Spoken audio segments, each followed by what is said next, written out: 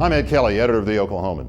We'll know soon if Oklahoma's metro areas increase their collective voice at the state capitol. That would be through redistricting.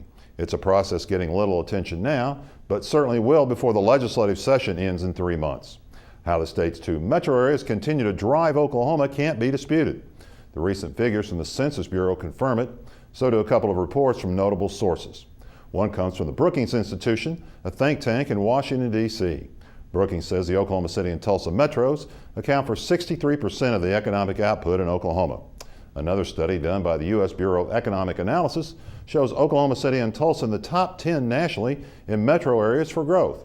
The so-called GDP growth in Oklahoma City in 2009 made it number 3 nationally. Tulsa area growth put it at number 9. In some ways, these reports simply confirm what we've suspected for years, that growth in our state is going to continually be concentrated at the two ends of the Turner Turnpike. Now the question becomes how it will be reflected at the state legislature. The dominant issue at 23rd and Lincoln in 2011 is the budget for the upcoming fiscal year. That absolutely has to be done by late spring. But redistricting, or redrawing where legislators come from, also has to be done. For the first time ever, Republicans are in charge of the process. And because of term limits, few of the lawmakers now in the legislature were around in the last time the redistricting got done 10 years ago. So the assumption in some circles in Oklahoma City is that a young Republican legislature armed with new population figures is going to create legislative districts that reflect an urban legislature for the first time in state history. In other words, where Oklahoma lives and works.